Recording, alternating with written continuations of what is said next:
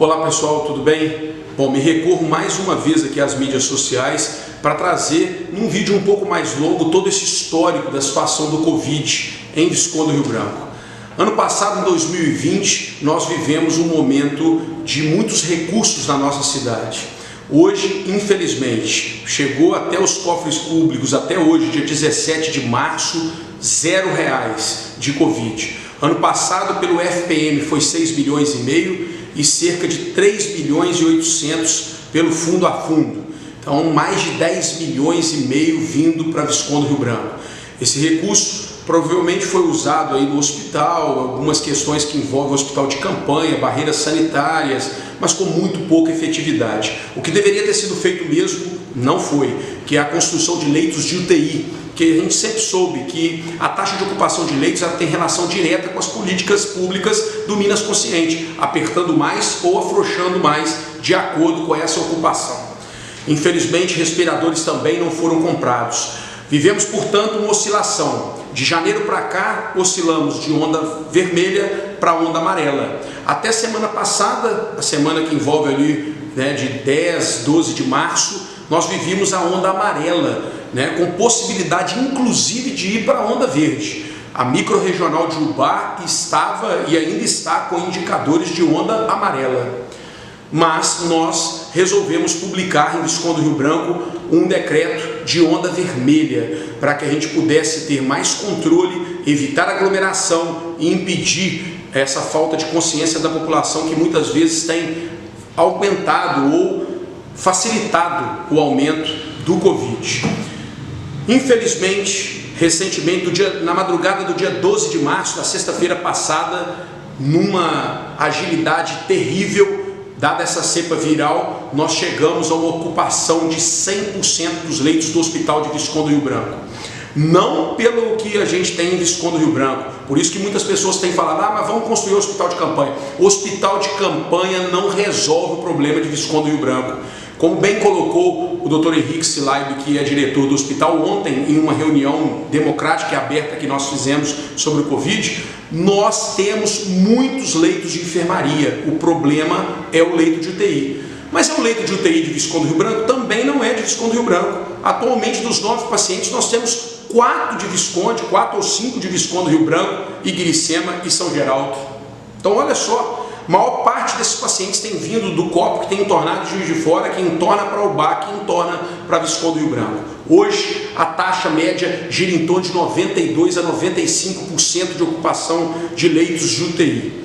A falta de consciência da população muitas vezes tem colaborado para que esse Covid aumente e se propague cada vez mais. Portanto, me colocando no lugar do cidadão, principalmente do trabalhador, do empresário, que eu venho aqui hoje com tristeza decretar a onda roxa por uma medida impositiva do governador do estado de Minas Gerais. O governador Zema, numa reunião que fez com os presidentes do consórcio, antes mesmo das suas declarações em público, disse que ele não tem outro caminho, que ele não acha que isso talvez seja a melhor forma, mas que ele não tem outra saída, dada a falta de gasômetro, de oxigênio e também de leitos de UTI. Nós não podemos chegar ao ponto de estarmos como Amazonas, com gente morrendo dentro das ambulâncias, gente internada dentro das ambulâncias, porque os leitos já estavam esgotados e mesmo assim morrendo nos corredores de hospital.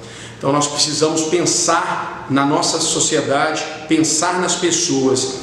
Essa taxa de ocupação alta que a gente tem visto levou o governador a implantar o que ele denomina de onda roxa. Mesmo que nós possamos sair do Minas Consciente, mesmo que a gente não acate, a não ser por uma medida judicial, hoje é uma medida obrigatória. Juridicamente não existe liberdade para o prefeito acatar.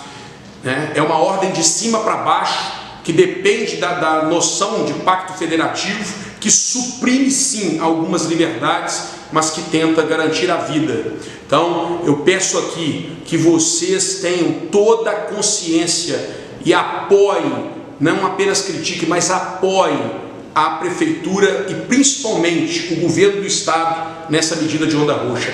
Quero dizer a vocês que ainda não é lockdown, não é fechamento completo, mas é restrição árdua à circulação de pessoas. né? Se vai fazer uma restrição profunda de 8 horas da noite às 5 horas da manhã, se pede à população que venha à rua apenas para consumo direto de alimentos necessários à sua alimentação primária e também para o trabalhador.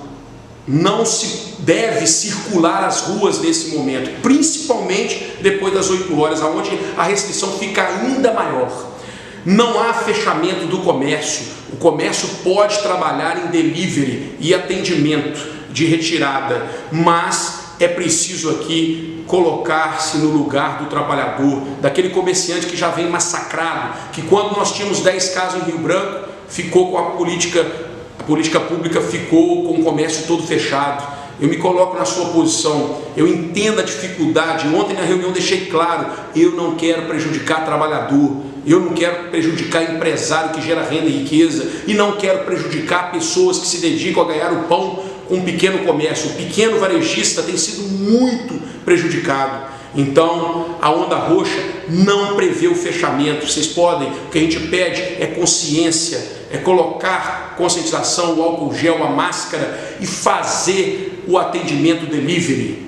Além disso, nós sabemos que essa restrição de pessoas precisa vir à tona e a gente precisa da colaboração. População, ter um pai, uma mãe, um avô, uma avó, com tantas famílias que já perderam vidas, num leito de hospital na qual a gente não consegue a internação, é terrível. O problema realmente não é de Visconde do Rio Branco, mas nós temos que ser solidários, porque muitas vezes a gente recorre ao bar e a Juiz de Fora para buscar proteção à nossa saúde. Hoje o problema é macro-regional, portanto essa decisão de leitos de UTI, na qual a gente tem articulado junto ao governador do estado, tive falando pessoalmente com o presidente do consórcio, né, para reativar leitos na colônia Padre Damião, para conseguirmos 10 leitos de UTI em Ubá, para sobrecarregar.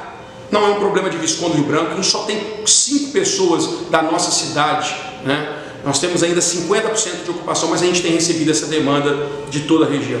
Então é com muita tristeza que eu sou contra fechamentos, mas não tenho outra decisão a ser tomada a não ser acatar a ordem do governador até que se tenha outras posições ou juridicamente se dê outros desenlaces. Portanto, nós estamos elaborando um decreto que a gente pede a colaboração da população, a gente pede a colaboração dos donos de fábrica, a gente pede a colaboração do comércio, da sociedade ativa economicamente e pede a sua colaboração.